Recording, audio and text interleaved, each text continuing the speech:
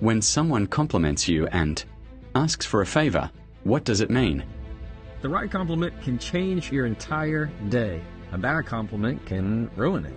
But how do you give a compliment? How do you accept a compliment? And what do you do when the compliment is backhanded? On today's episode, as you can guess, they're all about compliments. Welcome to the Jefferson Fisher Podcast, where I'm on a mission to make your next conversation the one that changes everything.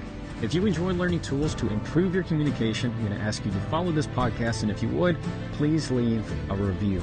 If you have any topic suggestions, just throw them in the comments, and I'll be sure to read them. I also want to remind you that my book, The Next Conversation, is officially out on pre-order, and the links for it are down there in the show notes. The next time that someone gives you a compliment, here's what I want you to do. Number one, instead of downplaying it, you're going to say thank you and tell them what it means to you. For example, if I were to say, oh, that's an awesome looking shirt, instead of saying this whole thing, oh, I got it at Dillard's off the sales rack, or this is so old, I got this 7 years ago. You're going to say thank you. That makes me feel good. I like it too. Number two, instead of dismissing or deflecting the comment, you're going to say thank you and tell them that you appreciate it. For example, if somebody were to compliment you at work, instead of saying, it was nothing, or I'm just doing my job, you're going to say, thank you. I appreciate that. That means a lot to me. And number three, instead of being self-critical, you're going to say thank you and tell them how you value the compliment. For example, if somebody were to say, compliment your cooking, you made a meal for them, instead of saying, you should have seen how many times I got it wrong, or you don't mean that, you need to just say thank you. I appreciate that. Thank you for noticing. That means a whole lot to me. And you can really just never go wrong with a short and simple thank you. The key with compliments is learning how to accept them, not send them away. That's what we typically do. When somebody gives you a compliment, what do you do with your facial expressions? Most of the time you go, So you do that nonverbal, you kind of throw it away. You get in, you're like, I don't deserve that. You get out of here. No, you don't mean that. In many ways, that is just sending a gift away. Imagine that somebody has made something for you that you like, you want to hear, you want to hold, and they give it to you. And instead of taking it, you feel you're not worthy enough, and you go, I don't want that. Get that out of here. It is, in many ways, just sending a gift away, because when somebody's complimenting you and they mean it, it's a gift. It really is. And when you send it away or say that you're not worthy of it or you don't deserve it, it hurts the other person. All right, because that's a gift of a giving spirit to you. Instead, this is what I want you to do. Instead of shooing it away with your hand, I want you to get used to getting your hand and putting it on your chest. All right, putting your hand on your chest. So if somebody gives you a compliment, it's much easier to say, thank you so much. That means so much to me. You're taking it in. You're accepting it. You're saying that this right here is touching me. Instead of, get out of here. It is you touching your chest. And that is a nonverbal signal that you have taken it, accepted it, and put it to your heart and say, hey, that means a whole lot to me. You see the difference? It really, really makes a big, significant impact when somebody's giving you a compliment. Instead of sending it away, you're accepting the gift. Now, that's receiving compliments. But giving compliments, well, that's a little bit different, a little bit trickier. I'm going to give you the short and sweet of it. Number one, be specific. If you're going to give a compliment to somebody, be specific. Instead of just saying, good job, you say, they're thinking in their mind, good job about what? What did I do well? Whenever you give these surface level general compliments, like good job out there, good job today, hey, you look great, you need to follow up with the why. Why do they look great? Why did they do a good job? You need to be thinking very specific, because the more specific you are, the more personal it feels to the other person. Instead of just saying, hey, good job on the presentation. Instead, it's, hey, wonderful job in the way you clearly identified the mission of what you're going for here. Or wonderful job making feel everybody included in that presentation. I was really locked in. You see the difference? Be specific. Number two, you want to find ways to make it feel extremely personal, and you do that by being observant. Be observant on the little bitty things. Don't look for compliments that everybody else gives. Most of the time people want to find, in my opinion, they say something about your clothes, or they want to know where you got that thing, or how much was that thing. Those are nice. I'm not saying they're bad. I don't think a compliment can be bad if it's genuine and sincere. I'm just encouraging you to go for the minor details that not many people see. And a lot of times that means you're not saying something that is tangible. You're saying something that is a character trait. So, I mean, I really admire the kindness that you showed so-and-so. I love the patience that you had. I saw how you shared this idea with so-and-so and you gave them a chance. You see how you find the ways that notice character traits of somebody rather than the physical attributes. It means a whole lot more. And number 3, this one is an important one. Try to stay away from comparisons. When you say, oh, I wish I could look as good as you, or I wish I could have done X, Y, and Z. I wish I had the confidence you had. Get rid of those, because it's truly you just saying insecurities. At least that's the way they're going to perceive it. And it just really makes it about them. That's not a gift. That's like you giving them a gift of, I don't know, anything. And you say, oh, I wish I had that. You're the one that's supposed to be giving the gift with a full heart. So eliminate the temptation to compare yourself. I understand it's to make them feel better in some way, make them feel like they're higher and you're lower. Don't do that. It doesn't feel nearly as sincere. Instead, you just need to say it without the comparison. Got it? Cool. We're now at my favorite part of the podcast, and that's where I get to read a question from a follower.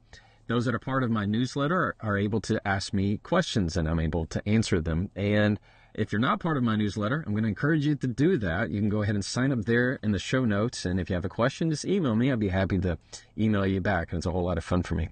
I am happy to tell you that this segment of the podcast is sponsored by a company called Cozy Earth.